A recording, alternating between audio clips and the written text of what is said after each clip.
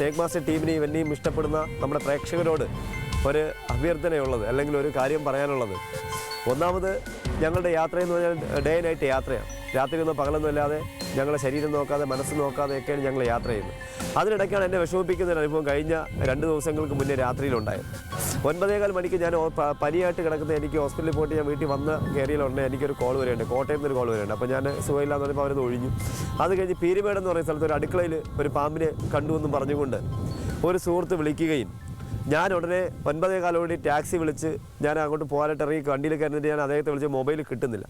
രണ്ടാമത് വീണ്ടും ഞാൻ അദ്ദേഹത്തെ വിളിച്ചപ്പോൾ ഇടയ്ക്കൊന്ന് കിട്ടി. അപ്പോൾ അത് ഞാൻ പറയും, സുഹൃത്ത് നിങ്ങൾ മറ്റൊരു നമ്പറും കൂടെ തരണം, നിങ്ങളുടെ ഈ നമ്പർ കിട്ടുന്നില്ല. ഇല്ല, ഈ ഒരു നമ്പരേ ഉള്ളൂ എന്ന് അദ്ദേഹം പറയുകയും തിരിക്കാൻ പറഞ്ഞു. 1.5 മണിക്കൂറിനകത്ത് എൻ്റെ മൊബൈലിലേക്ക് റൂട്ട് SMS ചെയ്യാമെന്ന് പറഞ്ഞു. അങ്ങനെ പീരുമേടിലേക്ക് പോകാനായിട്ട് ഞാൻ ഇറങ്ങി.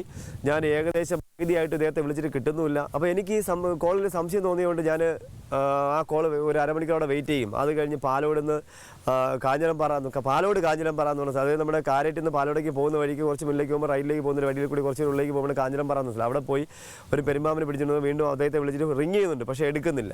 അവസാനം ഞാൻ ഇതേ അനുഭവം, അത് എനിക്ക് വിഷമമുണ്ട്, എൻ്റെ മനസ്സിന് മാനസികമായിട്ട് വിഷമമുണ്ടായി. പക്ഷേ നമ്മുടെ പ്രേക്ഷകർ അറിഞ്ഞിരിക്കുക, ഇങ്ങനെയുള്ള ആൾക്കാരും നമ്മുടെ ചുറ്റിനുണ്ട്. മലയാളി തന്നെയാണ്, പക്ഷേ കർണാടകത്തിലാണ് ഇദ്ദേഹത്തിൻ്റെ വാസസ്ഥലം. അദ്ദേഹത്തിനെ വിളിക്കുമ്പോൾ എല്ലാം കന്നഡ ഭാഷയാണ് കേൾക്കുന്നത്.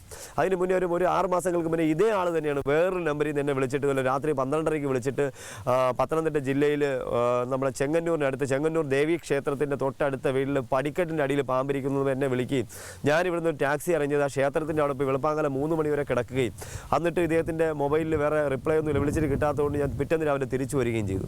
അപ്പോൾ അന്ന് ഞാൻ ക്ഷമിച്ചു. അന്ന് ഞാൻ സൈബർ സെല്ലിൽ പരാതി കൊടുത്തിരുന്നു. പക്ഷേ അന്ന് പോലീസുകാർ മറ്റേ അന്വേഷിക്കാമെന്നൊക്കെ പറഞ്ഞു. അന്വേഷിച്ച് 2 ദിവസം കഴിഞ്ഞപ്പോൾ എന്നെ പറഞ്ഞു കയറി അവർ ആ ടവർ നമ്മൾ ലൊക്കേറ്റ് ചെയ്തത് കർണാടകത്തിലാണെന്ന് പറഞ്ഞു.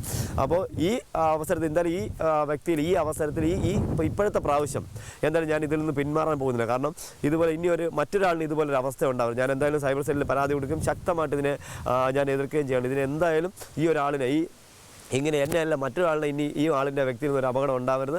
അതുകൊണ്ട് ഞാൻ അദ്ദേഹത്തിൻ്റെ പേരിൽ പരാതി കൊടുക്കും. ആ പരാതി കൊടുത്ത് അദ്ദേഹത്തെ നിയമത്തിൻ്റെ മുന്നിലേക്ക് കൊണ്ടുവരും.